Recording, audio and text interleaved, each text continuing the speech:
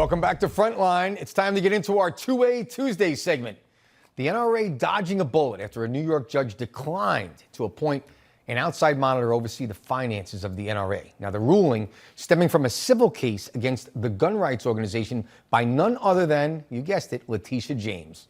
Now, the judge did bar former NRA head Wayne LaPierre from serving as the director of the group for the next decade, but LaPierre resigned after he was found liable for misspending more than $5 million on, I think he did that on luxury trips and other personal expenses. So there's really no loss there. But joining me now is the president of the National Rifle Association and former Congressman Bob Barr. Congressman, it's great to see you today. Thanks for being with us. What does this mean for the NRA? Because we have a lot of NRA supporters that watch this show. They want to know what this ruling means.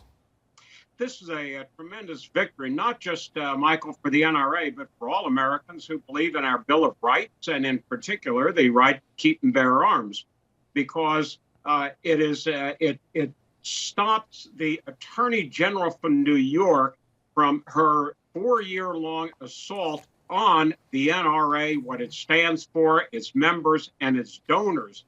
Now, there also, though, remain some details to be worked out with the judge. To ensure that the good governance procedures that the NRA has already put in place remain in place, and we're more than happy to do that.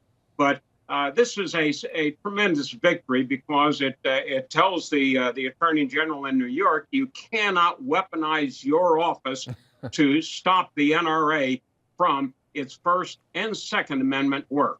Yeah, well, she was busy weaponizing her office against Donald Trump for quite some time. I know that she had Donald Trump and the NRA in her crosshairs. But Doug Hamlin, who was elected the NRA's new chief executive, said in a brief interview, quote, "At this point in time, we're relieved that we're where we are in the process. We are committed to transparency and good governance and being good stewards of our members' fees, and we're going to prove it." I think that's a very good statement. I think he ended strongly there by saying they're going to prove that they're going to be good stewards of their members' fees. Where does the NRA go from here? Where the NRA goes from here is to go really on the offensive, Michael. Dealing with this case, which has gone on for more than 4 years, has consumed a great deal of our time, understandably. It's consumed a great deal of our money, necessarily. But now we can begin to focus, particularly for the coming election, on ensuring, as we always have, that the right to keep and bear arms is an important part of campaigns from the courthouses across this country all the way up to the presidency with reelecting Donald Trump. Yeah, you know, Congressman, what's interesting to me, and I really do hope that the voters see it as I see it, but you think about Letitia James targeting former President Donald Trump, targeting the NRA. But in the meantime, New York City is running rampant with violent crime. Real hardworking people, average, ordinary citizens are afraid to take a subway. They're afraid to walk outside their house after dark. They're afraid for their children, their wives, their families. But yet this is what she's focused on. I mean, this is the problem. This is emblematic of the problem with weaponizing government.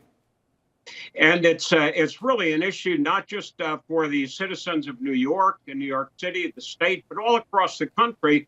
And the right to keep and bear arms and the ability of citizens all across the country to protect themselves free from government limitations is going to be very much on the ballot this year, particularly with the presidency.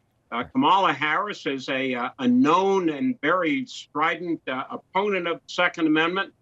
President Trump is a known and very strong supporter of the Second Amendment, and that will be front and center in these elections. Well, I certainly hope so. So, Congressman Bob Barr, always great to see you. Thanks for being with us. Thank you, Michael. And chaos erupting on the streets of Venezuela as social